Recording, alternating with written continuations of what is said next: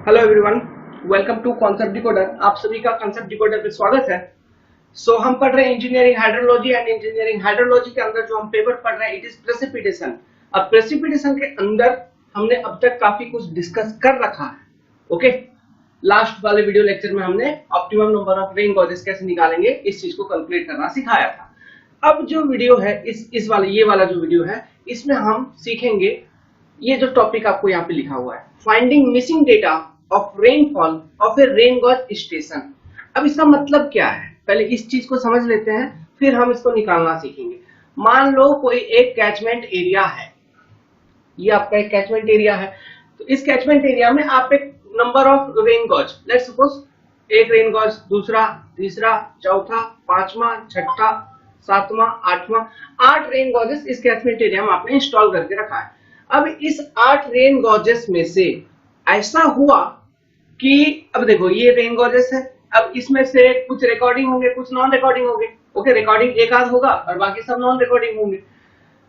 तो जो non recording rain गॉजेस है उसका तो डेटा लेने के लिए जो ऑब्जर्वर है, ऑब्जर्वर मतलब आप अगर हाइड्रोलॉजी डिपार्टमेंट में काम कर रहे हो, मतलब वाटर रिसोर्स डिपार्टमेंट में, तो रेन गॉजेस कहीं पे इंस्टॉल्ड है तो आपको इंचार्ज दिया गया है कि आप जाओगे वहां पे रेन गॉज का जो डेटा उसको कलेक्ट करके लाओगे। लेट्स सपोज आप किसी दिन नहीं गए, आप घूमने चले गए, छुट्टी पे चले गए, ऑब्जर्वर है ही नहीं, आप किसी कारण से रेनफॉल डेटा वहां से ले ही नहीं पाए, या फिर ऐसा हुआ कि वहां पे जो इंस्ट्रूमेंट आपने रेन गॉज सेटअप कर रखा है उसमें खराबी आ गई, है ना, वो इंस्ट्रूमेंट फेलियर हो गया तो वो रिकॉर्ड ही नहीं कर पाया रेनफॉल डेटा। तो ऐसे कंडीशन में क्या हुआ, हम क्या कहेंगे कि एक पर्टिकुलर रेन गॉज का डेटा मिस हो गया, है ना, इसका डेटा क्या है, मिसिंग है। इंस्ट्रूमेंटल एरर हो सकता है या फिर ऑब्जर्वर एरर हो सकता है, इसलिए वो मिस हो जाएगा उसका डेटा। तो अब ये जो डेटा इसका मिसिंग हो गया, अब इसको मान लो हमको बाद में जरूरत है, तो ये डेटा को हम कैसे निकालेंगे, हम कैसे पता लगा पाएंगे, तो हम इसे पता लगा पाएंगे मैथमेटिकली। इसको पता लगाने का 2 कॉन्सेप्ट है, ठीक है, उन दोनों कॉन्सेप्ट को हम डिस्कस करेंगे और इससे बहुत सारे न्यूमेरिकल क्वेश्चंस भी पूछे जाते हैं इस कॉन्सेप्ट से। ओके, गेट में तो खास करके पूछे जाते हैं, ईएस में इसके थ्योरेटिकल प्रोस्पेक्ट्स पूछे जाएंगे, लेकिन गेट में तो डायरेक्ट न्यूमेरिकल पूछे जाएंगे। ईएससी में, एसएससी जेई में भी इसके थ्योरेटिकल प्रोस्पेक्टिव पूछे जाएंगे, लेकिन एसएससी जेई की कन्वेंशनल में आपको डायरेक्ट यहां से क्वेश्चन मिल सकता है। तो एक इंपॉर्टेंट कंसेप्ट है, इंपॉर्टेंट टॉपिक है, तो ध्यान से बने रहिएगा। लेकिन इस कंसेप्ट को स्टडी करने से पहले हमको कोई दूसरा चीज स्टडी करना होगा। एक टॉपिक बताता हूं, एनुअल एवरेज रेनफॉल। ओके, या फिर एवरेज एनुअल रेनफॉल, किसी भी तरह उलट पुलट के बोलिए, एक ही बात है, एनुअल एवरेज रेनफॉल या फिर एवरेज एनुअल रेनफॉल। ठीक है, तो हम लिखते हैं average annual rainfall. What is this? सबसे पहले इसको समझिए, एवरेज एनुअल रेनफॉल क्या होती है, इंपॉर्टेंट है। ओके, लेट्स सपोज कि आपका एक रेन गॉज स्टेशन है। अब पिछले 24 घंटे में, इन 24 आवर्स, जो ये रेनफॉल डेटा कलेक्ट किया, और उस रेनफॉल डेटा को जब आप बोलोगे तो क्या बोलोगे, daily rainfall, daily rainfall data.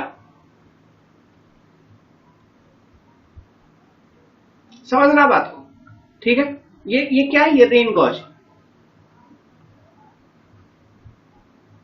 अब मान लो कि ये रेन गॉज कंप्लीट 1 साल का डेटा कलेक्ट किया है, और कंप्लीट 1 साल में 1 साल का वैल्यू आप बता रहे हो, है ना, तो आप क्या बताओगे, annual rainfall data, annual rainfall data.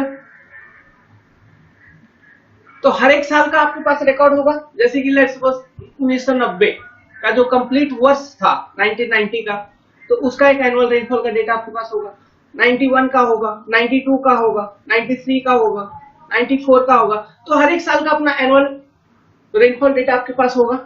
Now अब एवरेज एनुअल रेनफॉल क्या है, एवरेज मतलब क्या है, एवरेज मतलब कोई एक से ज्यादा अगर डेटा है तभी आप उसका एवरेज कर पाओगे, है ना। जैसे कि आपके पास कोई 2 डेटा है, एक डेटा है 5, दूसरा डेटा है 3। तो अभी इन दोनों का एवरेज पूछा है, तो ये किसी एक साल का डेटा है, ये किसी दूसरे साल का डेटा है मान लो, तो ये किसी 2 ईयर का डेटा है, 2 साल का डेटा है। तो अब इसका एवरेज आपसे पूछेगा, तो क्या करोगे, 5 + 3 डिवाइडेड बाई 2, तो कितना हो गया, 4, है ना। तो ये हो गया एवरेज ऑफ दिस डेटा, है ना।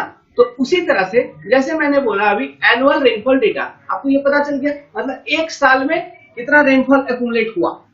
Okay okay, the value of rainfall accumulated with in 1 year is called annual rainfall data. Okay, now average करना है इस एनुअल रेनफॉल डेटा का। अब ये एवरेज हम लगभग कितने वर्षों पर करते हैं, लगभग 35 वर्ष या फिर कोई सुटेबल टाइम पीरियड। ओके, लेकिन लगातार होना चाहिए, ऐसा नहीं होना चाहिए कि लेट्स सपोज आपने कंसिडर किया 1970 से लिया, 1970 से, तो 1970 से 2005 तक करेंगे तो हमारा क्या हो जाएगा, 35 साल हो जाएगा कि नहीं। 1970 से 2005 तक 35 साल हो गया। तो ये एक कॉन्टिन्यूअस डेटा लिए ऑफ 35 ईयर्स, है ना। कौन सा डेटा, एनुअल रेनफॉल डेटा। 1970 का एनुअल रेनफॉल डेटा लिया, 71 का एनुअल रेनफॉल डेटा लिया, 72 का लिया, इसी तरह फर्दर गोइंग एंड 2005 का भी एनुअल रेनफॉल डेटा लिया।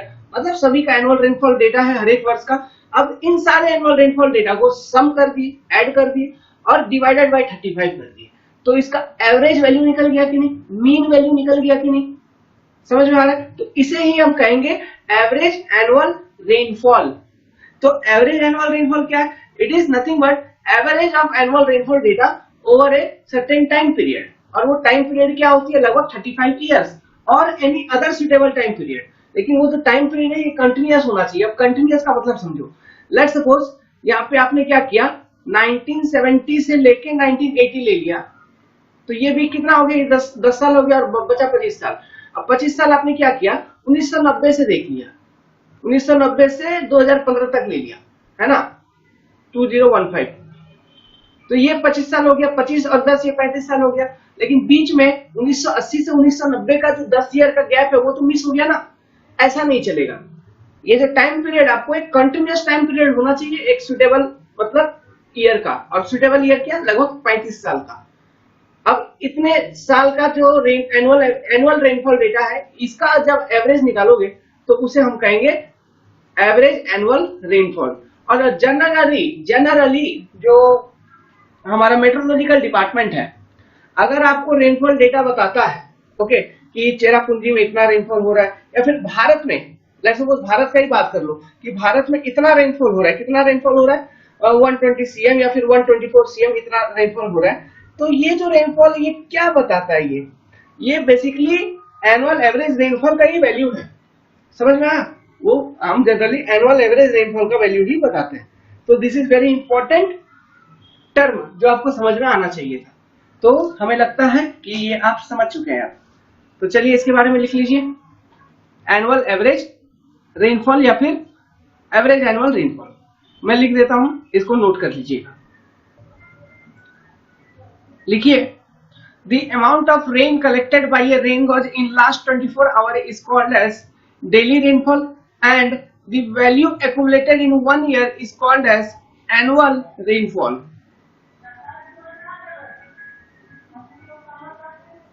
उसको क्या कहते हैं, एनुअल रेनफॉल। नेक्स्ट इसी में लिखिए, average value of this annual rainfall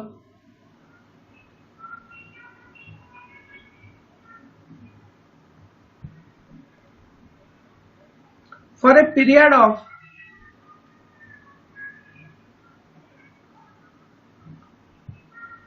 35 years or any other suitable time interval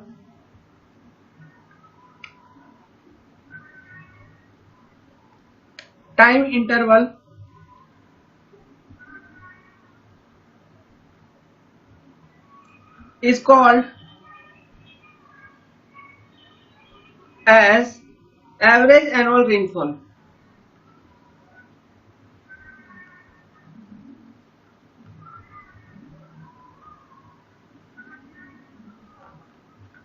okay, तो ये हो गई एवरेज रेनफॉल की कंसेप्ट। अब और एक टर्म है नॉर्मल रेनफॉल, ठीक है, उसे भी समझाएंगे। इससे जुड़ी हुई और भी बहुत सारी बातें हैं जो हम लोग सीखेंगे, जैसे इंडेक्स ऑफ वेटनेस क्या है, ड्राउट क्या है, और बहुत सारे डिफरेंट डिफरेंट कॉन्सेप्ट है। सारे कॉन्सेप्ट्स को हम लोग स्टडी करेंगे धीरे धीरे। सो इससे पहले मैंने अभी डिस्कस किया अभी एवरेज एनुअल रेनफॉल। अब हम डिस्कस करेंगे यहाँ पे जो ये लिखा हुआ है normal daily rainfall, normal monthly rainfall, normal annual rainfall, ये सारे टर्म्स को समझना बहुत जरूरी है, तब जाके हम ये मिसिंग डेटा वाले प्रॉब्लम्स को अच्छे से इसके कॉन्सेप्ट को समझ पाएंगे और क्वेश्चंस को सॉल्व कर पाएंगे। तो ये नॉर्मल डेली रेनफॉल क्या है? तो देखो, लेट्स सपोज कोई एक रेन गॉज है, ओके। अब इस रेन गॉज ने रेनफॉल डेटा मेजर किया है, ओके। एक कंप्लीट ईयर में 365 डेज होता है, ठीक है। तो ये रेन गॉज ये जरूरी नहीं है कि ये रेन गॉज आज ही से मेजर कर रहा है। ये हो सकता है 30-40 साल हो गया इंस्टॉल करके, फिर ये रेन डेटा मेजर करते हुए आ रहा है, समझ रहे हैं? फ्रॉम सिंस 40 ईयर तो रेन डेटा मेजर करते हुए आ रहा है। तो लेट्स सपोज कि हम क्या करेंगे, लेट्स सपोज ये 40 या 30 ईयर मान लो, ओके। स्टैंडर्ड होता है इसके लिए 30 ईयर्स कम से कम। तो लेट्स सपोज ये 30 ईयर का इसके पास डेटा है, रेनफॉल डेटा, और हर एक दिन का डेटा है, ठीक है। तो कोई एक दिन आप कंसिडर कर लीजिए, कोई एक दिन कहने का मतलब है, लेट्स सपोज हम कंसिडर कर लेते हैं 1 जुलाई, ओके। 1 जुलाई किसी एक पर्टिकुलर ईयर का, लेट्स सपोज 1 जुलाई ऑफ 2021, ठीक है। तो 1 जुलाई 2021 का हमको चाहिए rainfall data, okay, normal daily rainfall data. तो ये कैसे निकलेगा, क्या होगा? तो देखिए, इसी 1 जुलाई को 2020 में भी कुछ रेनफॉल डेटा रिकॉर्ड हुई होगी, 19 में भी हुई होगी, है ना, 18 में भी हुई होगी। इस तरह से क्रोनोलॉजिकली आप 30 साल पीछे जाइए,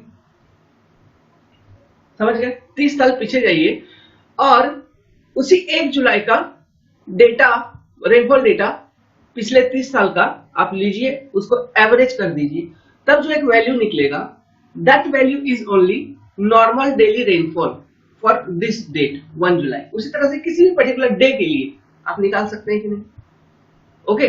सो इस रेनफॉल डेटा को कहा जाता है नॉर्मल डेली रेनफॉल डेटा। ये डेली का हो गया, मतलब एक दिन का। Now monthly rainfall, normal monthly, अब जो हमने ये बताया किसी एक दिन का, किसी एक मंथ को कंसिडर करूं, लेट्स सपोज 1 जुलाई, तो अब ये जुलाई का मंथ कंसिडर करूं, कंप्लीट मंथ। तो पिछले 30 साल में जुलाई के कंप्लीट मंथ में टोटल प्रेसिपिटेशन हर एक साल का निकालिए, ओके, उसको एवरेज कर दीजिए, ओके। मतलब वो 300 डेटा को लीजिए और डिवाइडेड बाई 30 कर दीजिए, समझ में आया? डिवाइडेड बाई 30 कर देंगे तो जो वैल्यू निकल के आएगा वो क्या होगा, नॉर्मल मंथली रेनफॉल। उसी तरह से ये नॉर्मल एनुअल रेनफॉल मतलब कंप्लीट ईयर का ले लीजिए, तो कंप्लीट ईयर का, पिछले 30 साल का कंप्लीट ईयर का जो एनुअल रेनफॉल डेटा है उसको एवरेज कर देंगे तो नॉर्मल एनुअल रेनफॉल निकल जाएगा, ओके। ये निकलेगा क्या, नॉर्मल एनुअल रेनफॉल। ये 30 ईयर का बात हो रहा है यहाँ पे। और एवरेज एनुअल रेनफॉल वो जो था वो अलग चीज है, वो एक स्टैंडर्ड चीज है। वहां पे मैंने 35 ईयर का टाइम दिया था आपको, तो वो 35 ईयर में ही देखा जाता है ना, वो एक स्टैंडर्ड चीज है। अभी ये क्या है, ये just for calculation purpose, okay. अब देखिए, यही नॉर्मल एनुअल रेनफॉल जो है, ये इसका भी कॉन्सेप्ट सेम है जैसे एवरेज एनुअल रेनफॉल का, रेनफॉल डेटा निकालने का कॉन्सेप्ट था, उसमें बस यही था 35 ईयर्स था, इसमें हम 30 साल लगभग कंसिडर कर रहे हैं, ओके। अब ये जो डेटा है, ये नॉर्मल रेनफॉल का डेटा, चाहे डेली हो, मंथली, एनुअल हो, ये हर एक 10 साल पे इसको रिवाइज किया जाता है, समझ गए? हर एक 10 साल पे रिवाइज किया जाता है। कहने का मतलब है कि आप अगर 2021 में किसी एक पर्टिकुलर डे का डेटा अगर आप देख रहे हैं, तो इससे जस्ट पिछले 30 साल तक का डेली डेटा का एवरेज कर देंगे तो हमको निकल जाएगा, है ना। अगर हम 2030 में देखेंगे, ओके, अब ये 2000, तो ये जो डेटा निकलेगा, अभी सुनिए, 2021 वाला जो डेटा निकलेगा ये 2022 में भी काम कर जाएगा, 2023 में भी काम कर जाएगा, इस तरह से 2025, 26, 27, 28, 29 तक काम कर जाएगा, ओके।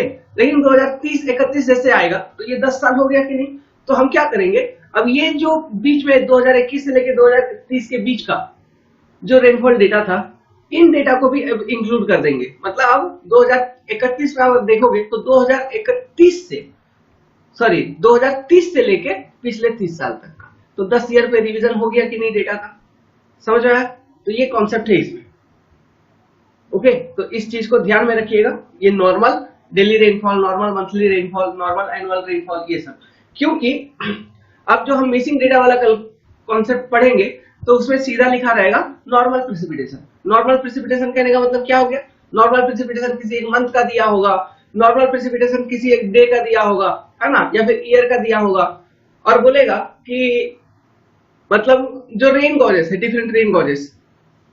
चलिए मैं उस कंसेप्ट को ही एक्सप्लेन करता हूं। तो चलिए अब हम सीखते हैं एस्टिमेशन ऑफ मिसिंग डेटा का कंसेप्ट।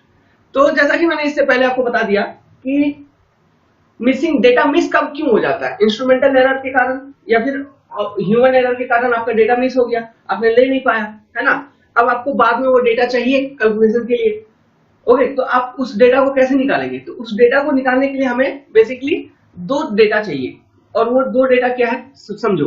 कोई कैचमेंट एरिया है, इसमें बहुत सारे रेन गॉजेस इंस्टॉल्ड है, ये 1 2 3 4 5 6 7 8, मान लो 8 रेन गॉजेस इस कैचमेंट एरिया में इंस्टॉल्ड है। अब इस 8 रेन गॉजेस में ऐसा हुआ कि कोई एक रेन गॉज का प्रॉब्लम हो गया, वो डेटा को रिकॉर्ड नहीं कर पाया। लेट्स सपोज ये वाला जो रेन गॉज है, ठीक है, इसको हम कहेंगे प्रॉब्लमेटिक रेन गॉज या फिर प्रॉब्लमेटिक स्टेशन, ऐसा स्टेशन जिसमें प्रॉब्लम हो। लेट्स सपोज ये स्टेशन को मैंने कह दिया एक्स। अब इसने डेटा को रिकॉर्ड नहीं कर पाया था, तो इसका डेटा अननोन है, इसको मैंने कह दिया एक्स। ओके, अब लेट्स सपोज ये सारे जितने भी रेन गॉजेस थे, रेन गॉजेस स्टेशन, सभी ने प्रेसिपिटेशन डेटा रिकॉर्ड किया है। तो P1, P2, P3, P4, P5, P6, P7, P7 तो नहीं, उसको X ले लिया, अननोन, Px, P8, समझ में आया? इस प्रॉब्लमेटिक स्टेशन के अगल बगल में जितने भी आपके क्या बोलते हैं, प्रॉब्लमेटिक स्टेशन के अगल बगल जितने भी आपके स्टेशन हैं, सभी ने रेनफॉल डेटा रिकॉर्ड किया है, लेकिन इस प्रॉब्लमेटिक स्टेशन का मिसिंग है, और ये हमको फाइंड आउट करनी है। समझ आया? यही हमको फाइंड आउट करनी है। तो ये हम कैसे करेंगे?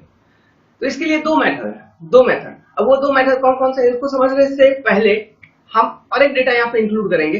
लेट्स सपोज कि ये जो रेन गॉजेस है, ओके, ये जो रेन गॉजेस है, इसका जो नॉर्मल रेनफॉल है, अब नॉर्मल प्रेसिपिटेशन, अब ये नॉर्मल प्रेसिपिटेशन डिपेंड करेगा सवाल के ऊपर कि एनुअल का दिया है, डेली का दिया है। मतलब हो सकता है कि आपको ये जो प्रॉब्लमेटिक स्टेशन है, ये कोई कुल मिला के 8 दिन से खराब था, तो 8 दिन का डेटा मिस हो गया, या फिर जिस दिन खराब हुआ उसी दिन आपने देख लिया और उस दिन रिकॉर्ड नहीं किया, तो उस दिन का प्रेसिपिटेशन डेटा चाहिए, तो किसी एक दिन का हो गया। समझ में आ रहा है? या महीनों से खराब था तो मंथली का हो गया। तो डिपेंड करता है कि कब से खराब था, नहीं था, आपको कितना डेटा चाहिए। तो depending on that time duration आपको इस स्टेशन का, इस सारे स्टेशंस का नॉर्मल प्रेसिपिटेशन का तो डेटा मिल जाएगा। क्यों? क्योंकि नॉर्मल प्रेसिपिटेशन का जो डेटा है, it depend on past data, है कि नहीं? पास्ट डेटा, क्योंकि वो तो पिछले 30 साल, करीबन 30 साल का उसी टाइम पीरियड के ड्यूरेशन में जो प्रेसिपिटेशन उसने रिकॉर्ड किया है, उसका एवरेज वैल्यू है, तो वो चीज तो आपको अवेलेबल होगी फ्रॉम पास्ट रिकॉर्ड, है कि नहीं? तो लेट्स सपोज ये सारे स्टेशन का जो नॉर्मल प्रेसिपिटेशन डेटा है during that problematic time period, वो है N1, N2, N3। अभी लिखने की जरूरत नहीं है, अभी समझिए, हम लिखवाएंगे, कॉन्सेप्ट को अच्छे से लिखवा देंगे। ओके, आप अभी समझ लो, N3, N4, N5, N6, NX, okay, जो प्रॉब्लमेटिक स्टेशन है, N8, ये सारे का नॉर्मल प्रेसिपिटेशन डेटा आपके पास अवेलेबल होगा, अवेलेबल टेक्निकली। अननोन क्या है? ये अननोन, समझ में आया? तो अब हमको इसको निकालना है, तो ये Px का वैल्यू निकालना है। तो ये दो डेटा है, तो इस Px का वैल्यू को हम कैसे निकाल पाएंगे? तो इसके लिए दो मेथड है अपने पास। दो मेथड क्या क्या है कि वो देखिए, ये जो नॉर्मल प्रेसिपिटेशन डेटा है, अब यहाँ पे मेन रोल किसका है? नॉर्मल प्रेसिपिटेशन डेटा का। N1, N2, N3, N4, N5, N6, NX, N8। ठीक है, ये जो NX है it is the normal precipitation for the problematic station. अब इसका वैल्यू को देखो, इसका जो भी वैल्यू आपके पास होगा, इसका वैल्यू है NX, जो भी वैल्यू है इसका वैल्यू को देखना है। ठीक है, अभी लेट्स सपोज इसका वैल्यू, इस NX का वैल्यू और ऊपर सारे रेन गॉज स्टेशन के नॉर्मल प्रेसिपिटेशन के वैल्यू को कंपेयर करना है। ठीक है, क्या करना है, कंपेयर करना है। अगर ये NX का वैल्यू और ऊपर जो गिवन नॉर्मल प्रेसिपिटेशन है, मतलब for other than problematic station के वैल्यू के बीच में 10% से कम का डिफरेंस है। ओके, इन दोनों के वैल्यू, मतलब जिस स्टेशन में प्रॉब्लम है वो वाला स्टेशन का नॉर्मल प्रेसिपिटेशन का वैल्यू और जिस स्टेशन, जो अदर स्टेशन में जिसमें प्रॉब्लम नहीं है, उन स्टेशन के नॉर्मल प्रेसिपिटेशन वैल्यू के बीच में आपको कंपैरिजन करनी है। अभी देखनी है कि अगर जो डिफरेंस है, ठीक है, इज लेस देन 10%। ठीक है, वैल्यू को कंपेयर करोगे, if difference is less than 10%। अब लेस देन 10% ये कैसे पता चल पाएगा? देखो, जो भी नॉर्मल प्रेसिपिटेशन, ये प्रॉब्लमेटिक स्टेशन का नॉर्मल प्रेसिपिटेशन का वैल्यू है, अभी इसको क्या करिए, इसमें आप इसका जो भी वैल्यू है, लेट्स सपोज इसका वैल्यू है x। ओके, तो आप इसका दो वैल्यू निकालिए, दो रेंज निकलेगा, x plus, okay, x plus x into 10/100। ठीक है, ये 10% प्लस वाला निकल गया। दूसरा x माइनस x इंटू 10/100, ये 10% माइनस वाला निकल गया। अब ये दो वैल्यू के रेंज निकल गए। अब जितने भी सारे अदर स्टेशन के नॉर्मल प्रेसिपिटेशन के डेटा है, N1, N2, N3, N4, N5, N6, N8, ये सारे इन दो वैल्यूज के बीच में लाई करना चाहिए। सारे के सारे इन दो वैल्यूज के बीच में लाई करना चाहिए, प्लस और माइनस के रेंज के अंदर। अगर लाई कर रहा है तो जो प्रेसिपिटेशन का डेटा हमको निकालना है वो जस्ट अरिथमेटिक मीन को यूज, अरिथमेटिक मीन के कॉन्सेप्ट को यूज करके हम निकाल लेंगे। ठीक है, अब अरिथमेटिक मीन का कॉन्सेप्ट क्या है? लेट्स सपोज Px स्टेशन का, जो प्रॉब्लमेटिक स्टेशन है उसका हमको निकालना था नॉर्मल प्रेसिपिटेशन का डेटा। तो और बाकी हमारे पास कितने स्टेशन थे?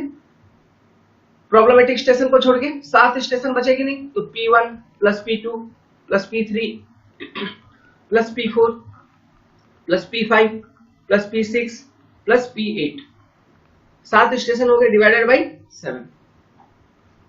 समझ गया? ये जस्ट अरिथमेटिक मीन का कॉन्सेप्ट हो गया। अगर कोई भी डेटा, नॉर्मल प्रेसिपिटेशन का डेटा इस रेंज में नहीं है, इससे ज्यादा है, इससे वेरी कर रहा है, मान लो N2 का जो डेटा है ये प्लस 10% से ज्यादा हो गया, ओके, या N5 का जो डेटा है ये माइनस 10% वाले रेंज से कम हो गया, है ना, तो ये वेरी कर गया कि नहीं, मोर देन 10% वेरी कर गया। तो अगर मोर देन 10% वेरी कर जाता है तो हम दूसरा मेथड यूज करते हैं जिसको कहा जाता है normal ratio method. Normal ratio method. अब ये नॉर्मल रेशियो मेथड क्या है? देखिए, जो भी आपका प्रॉब्लमेटिक स्टेशन है, जस्ट ए मिनट, जो भी आपका प्रॉब्लमेटिक स्टेशन, उसका प्रेसिपिटेशन डेटा निकालना Px, तो आप क्या करोगे? प्रॉब्लमेटिक स्टेशन का normal data, okay, normal rainfall data NX divided by number of station आपके पास कितना था। ओके, तो नंबर ऑफ स्टेशन आपके पास कितना था? प्रॉब्लमेटिक स्टेशन को छोड़ के ये थी टोटल 7, है ना, तो डिवाइडेड बाय 7 कर देंगे। यहाँ पे जस्ट मैं आपको समझा रहा हूँ, ये सब चीज लिखवा दूंगा फिर से। उसके बाद क्या करेंगे?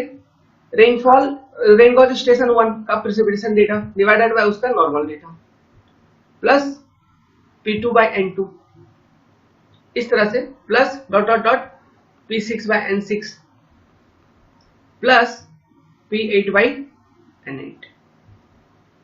समझ में आया? This is your normal ratio method. तो ये इक्वेशन लगाएंगे तो हमको जो मिसिंग डेटा है ये निकल जाएगा। कॉन्सेप्ट क्लियर है? बड़ा सिंपल सी कॉन्सेप्ट है। ओके, सो इस कॉन्सेप्ट को मैं लिख देता हूं, आप लिख लीजिए। लिखिए, if on a particular particular day, month or year, the rainfall data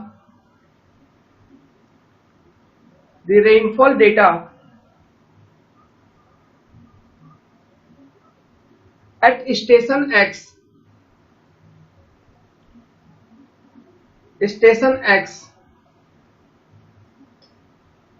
could not be recorded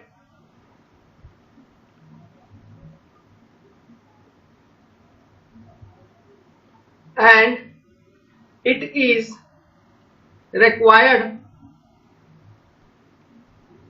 to find an approximate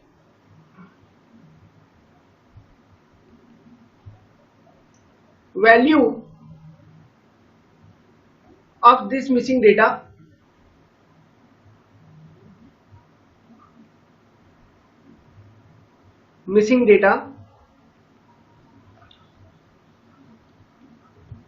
then following method is to be adopted. Following method is to be adopted. अब method क्या है लिखिए। जैसे कि पहले ये diagram बना लीजिए। Station 1, station 2, station 3, station 4, station X problematic station, station 6, ऐसे। ओके, ये catchment area.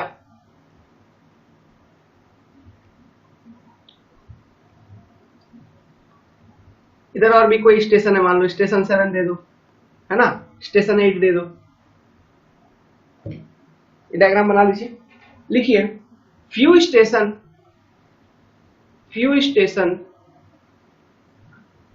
closed to the problematic station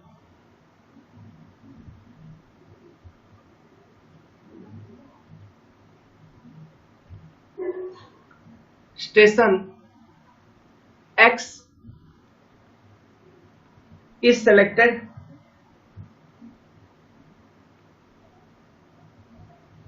and rainfall value।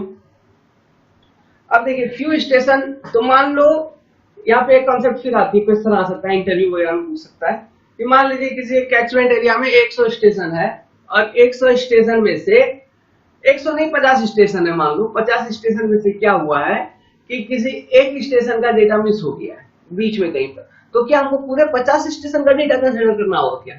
देखो कर सकते हो, ये आपकी मर्जी, लेकिन वो सभी 50 स्टेशन तो एक जगह पर नहीं है ना, है ना, वो तो डिफरेंट एरियाज पे है। हमने बताया था रेन गॉस डेंसिटी में, तो वहां पे एक्सप्लेन किया था कि इसको यूनिफॉर्मली इवनली डिस्ट्रीब्यूट करना है, तो अपने अपने जगह पे होंगे हर एक स्टेशन। तो जो प्रॉब्लमेटिक स्टेशन है उसके करीब 4-5 स्टेशन अगर आप सिलेक्ट कर लोगे तो भी आपका काम बन जाएगा, है ना, तो भी आप डेटा उस पर्टिकुलर स्टेशन का उस पर्टिकुलर लोकेशन पे आप अप्रोक्सीमेट डेटा उसका निकाल सकते हो।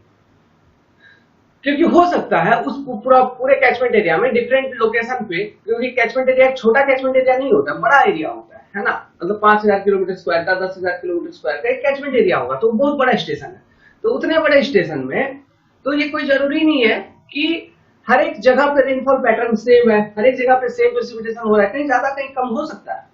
ओके, सो सभी स्टेशन को कंसिडर करने की जरूरत नहीं है, इसलिए कहा जा रहा है कि few station close to problematic station X is selected, okay, and rainfall value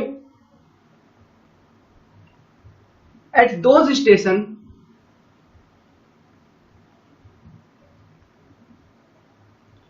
is noted as बड़ा सिंपल लैंग्वेज में लिखवाऊंगा, ओके, किताबी लैंग्वेज बिल्कुल नहीं, वो कुछ नहीं, आप इस चीज को फॉलो करिए जो मैं लिखवा देता हूं, P1 P2 P3 ... PM। इस तरह से किसका प्रेसिपिटेशन डेटा नोट किए, प्रॉब्लमेटिक स्टेशन के कुछ स्टेशन अगल बगल जो है उनके प्रेसिपिटेशन डेटा, है ना, प्रॉब्लमेटिक स्टेशन को इसमें इंक्लूड नहीं किए हैं। Okay, let Px is the missing data, is the missing rainfall data. Rainfall data which has to be approximately calculated.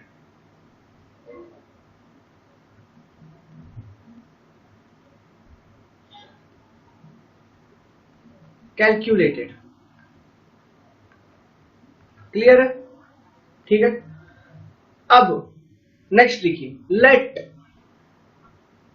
कि N1 N2 N3 dot dot dot dot dot Nm and Nx are the normal precipitation value, normal rainfall data, precipitation नहीं rainfall लिखिए, normal rainfall data for station 1 to M, मतलब station nearby the problematic station, including problematic station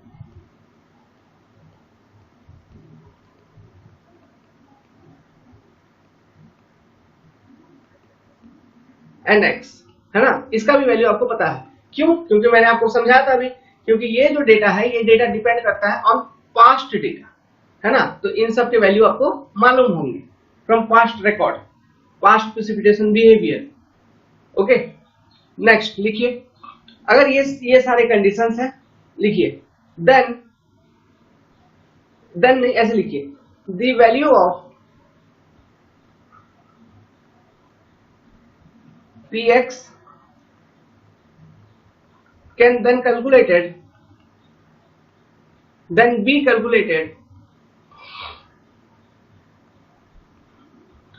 by one of the following method.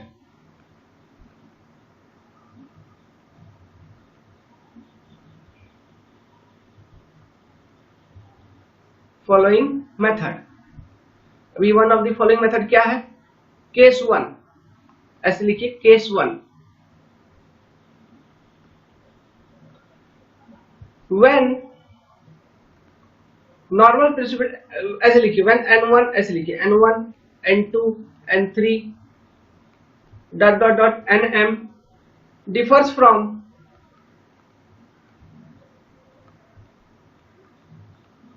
Nx by less than 10%, by less than 10%, then the value of Px is given as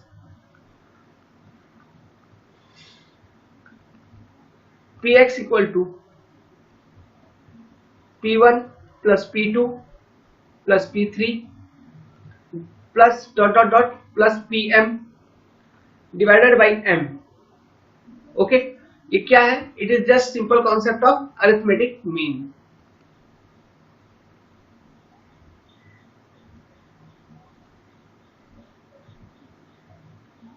okay, और arithmetic mean किसका? जो near by station है उनके rainfall data की average value. Okay, case 2 लिख लीजिए. When one or more of N1 N2 N3 dot dot dot dot dot Nm differs from Nx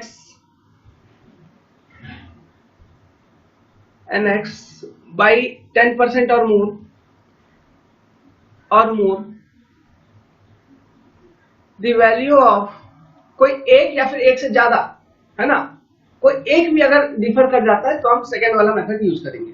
okay, तो वो रेंज पहले आप कैलकुलेट कर लीजिए, Nx का +10 -10, फिर वो वैल्यू को देख लीजिए N1 से लेके NM का जो वैल्यू है वो रेंज के अंदर है या बाहर है, कोई एक भी बाहर हुआ तो हटा देना है, समझे कि नहीं। तो दूसरा मेथड, इस मेथड को फॉलो करना है। बाय 10% और more than more the value of लिखिए, the value of px is given by normal ratio method।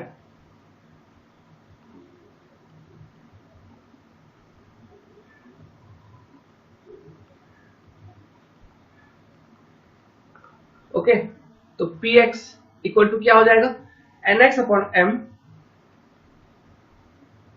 Bracket p1 by n1।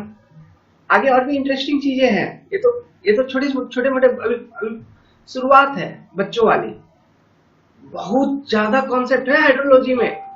Okay, plus pm upon nm, अभी तो बताना शुरू किया है मैंने। ओके, पढ़िए, बस पढ़िए और जितना बता दूंगा नोट्स बनाइए, इधर उधर कहीं जाने की जरूरत नहीं पड़ेगी, कोई किताब पढ़ने की जरूरत नहीं है, बस क्वेश्चन सॉल्व करते रहना, ठीक है, जितना सॉल्व कर सकते हो। एक ही बार सॉल्व करो, सारा सॉल्व कर डालो। ओके, उसके बाद दोबारा पढ़ने की जरूरत नहीं पड़ेगी हाइड्रोलॉजी कभी भी। तो ये हो गया आपका नॉर्मल रेशियो मेथड, समझ गया, बड़ा सिंपल सा मेथड है। मिसिंग डेटा क्यों होता है, क्यों डेटा मिस हो जाता है और उसको कैसे कैलकुलेट करें। चलिए अब न्यूमेरिकल इस पे सॉल्व कर लेते हैं, बहुत सारे न्यूमेरिकल इन सब छोटे छोटे टॉपिक पे आते हैं। ओके, इन पे न्यूमेरिकल सॉल्व कर लेते हैं, चलिए। ओके, तो देखिए यहाँ पे एक डेटा गिवन है, 4 स्टेशन हैं जिनके नॉर्मल प्रेसिपिटेशन के वैल्यू गिवन है और वहां पे प्रेसिपिटेशन के वैल्यू भी गिवन है, एन वैल्यू, पी वैल्यू सब गिवन है। क्वेश्चन तो अलग तरह का था, मैंने इसको टेबल बना दिया। अब इसमें एक डेटा मिसिंग है, स्टेशन डी का प्रेसिपिटेशन का डेटा मिसिंग है, PD which is to be calculated, जिसको कैलकुलेट करना है। तो हम क्या करेंगे, तो सबसे पहले जो प्रॉब्लमेटिक स्टेशन है, तो एनएक्स क्या हुआ, मतलब प्रॉब्लमेटिक स्टेशन डी है, तो एनडी, ठीक है, ये नॉर्मल प्रेसिपिटेशन है प्रॉब्लमेटिक स्टेशन का, इसका प्लस 10% और माइनस 10% का वैल्यू निकाल लीजिए। तो प्लस 10% का कितना हो जाएगा, निकालिए 101.211 वैल्यू आएगा, माइनस 10% में कितना आ जाएगा 82.809। ओके, ठीक है, ये आ गई आपकी रेंज। अब देखिए, चेक करिए, जो भी आपको नॉर्मल प्रेसिपिटेशन का वैल्यू गिवन है, ठीक है, नेबरिंग स्टेशन का, जैसे स्टेशन ए का, बी का, सी का, क्या ये 101.211 से लेके 82.809 के रेंज में है क्या, नहीं है ना। तो हम कौन सा मेथड यूज करेंगे, normal ratio method to calculate this precipitation value. तो simply normal ratio method apply कर दीजिए, बस यही चीज निकालना है, चेक कर लेना, रेंज निकाल के चेक कर देना, अगर नहीं है तो सीधा नॉर्मल रेशियो मेथड। तो नॉर्मल रेशियो मेथड के अकॉर्डिंग पीडी का वैल्यू क्या हो जाएगा, 92.01 divided by 3, 91.11 divided by 80.97 plus 72.23 divided by 67.59 plus 79.89 divided by 76.28। Clear है, ये सब ऑब्जेक्टिव क्वेश्चन में पूछा जा सकता है, 1 मार्क का क्वेश्चन है ना, आपका नॉर्मल एग्जाम में भी, पीएससी में, एसएससी, जेई में, एक्सेट्रा, इन सब चीजों में। तो पीडी का वैल्यू कितना आ जाएगा, ये प्रेसिपिटेशन का मिसिंग डेटा 99.40। आप जनरली क्वेश्चन देखोगे एग्जाम में पूछेगा, तो देखो अरिथमेटिक में तो बहुत सिंपल हो गया, वो तो आपसे रेयर चांस है कि वो पूछ ले, है ना। जनरली पूछेगा भी तो क्वेश्चन नॉर्मल रेशियो मेथड के पर बेस्ड आपको क्वेश्चन पूछेगा। हाँ, इसके क्वेश्चन देखने में बहुत बड़े लगेंगे, बहुत बड़ा क्वेश्चन रहेगा, क्योंकि इतना सारा डेटा उसको देना है, टेबल देना है, सेंटेंस भी लिखेगा, समझ रहे हैं, तो क्वेश्चन बहुत बड़ा हो जाएगा, लगेगा कि बहुत हैवी क्वेश्चन है, लेकिन ऐसा नहीं, क्वेश्चन तो पढ़ो पहले, क्वेश्चन में पूछा क्या है, ओके, फटाफट सॉल्व हो जाएगा, 1 लाइन का आंसर, समझे। इसी तरह से मैं आपको दूसरा डेटा देता हूं, उसको सॉल्व करिए। ये देखिए क्वेश्चन, ये ईएस का ऑब्जेक्टिव क्वेश्चन है 1 मार्क का, ओके, आईईएस का क्वेश्चन था ये। तो देखिए यहाँ पे नॉर्मल प्रेसिपिटेशन डेटा गिवन है और प्रेसिपिटेशन डेटा गिवन है और स्टेशन 3 का डेटा आपका मिसिंग है। तो ये सब विदाउट कैलकुलेटर फटाफट सॉल्व हो जाएगा। सबसे पहले रेंज देख लो, तो जो आपका प्रॉब्लमेटिक स्टेशन है वो स्टेशन 3, इसका नॉर्मल प्रेसिपिटेशन है 80, तो इसका रेंज निकालना है तो 80 का प्लस 10%, मतलब 10% कितना होगा 8, तो रेंज क्या हो जाएगा 88 से लेके 72, है ना, ये रेंज हो गया। अब नेबरिंग स्टेशन का देखिए 60, 65, 100, 60, 65, 100, ये सब इस रेंज में नहीं है, इस रेंज में नहीं है, तो अपने को क्या यूज करना है, नॉर्मल रेशियो मेथड। तो नॉर्मल रेशियो मेथड अप्लाई कर दीजिए, तो नॉर्मल रेशियो मेथड अप्लाई कर देंगे तो क्या हो जाएगा, देखो हम फटाफट कैलकुलेट कर देते हैं। P3 divided upon P3 equal to 80/3, ठीक है, ब्रैकेट क्या हो जाएगा 90/60 प्लस 60/75, है ना, प्लस 70/100। ओके, अब इसमें से देखिए हैंड कैलकुलेशन करना है, कैसे करना है, इधर से 0 0 खत्म, ये ऊपर 0 खत्म, ये यहाँ 7.5 आ जाएगा, ये 0 खत्म, इधर 10 आ जाएगा, तो क्या बचा एक्सप्रेशन आपको बचा P3 equal to P3 equal to ये बचेगा आपको 80/3 ब्रैकेट 9/6 प्लस 6/7.5 प्लस 7/10, फ्रैक्शन है, सॉल्व कर लीजिए, सॉल्व करेंगे क्या आ जाएगा, P3 इक्वल टू ये आ जाएगा लगभग आपका 80 cm। क्लियर है, इस तरह के छोटे मोटे क्वेश्चन, ऑब्जेक्टिव क्वेश्चन आपके एग्जाम में इस कंसेप्ट से पूछे जाएंगे। सो वेल, अगर आपको हमारी ये कंसेप्ट पसंद आई तो हमारे वीडियो को लाइक करिए, हमारे चैनल को सब्सक्राइब करिए, और हाइड्रोलॉजी के पेड कोर्स में एनरोलमेंट शुरू है, सो एनरोलमेंट करनी है तो आपका स्वागत है, आप हमसे कॉन्टैक्ट करिए 7008-420-353 पर, ठीक है। और जो एनरोलमेंट फी है it is ₹800, RS 800, but for first 50 student, पहले 50 स्टूडेंट के लिए इट इज RS 600। ओके, अगर आप हाइड्रोलॉजी के साथ कई अदर पेपर कॉम्बो में लेते हो तो आपको फर्दर डिस्काउंट अवेलेबल कर दी जाएगी। हमारे पास structure analysis, steel, survey, BMC, environment engineering, different papers available है। Good luck, have a nice day, see you in next video lecture.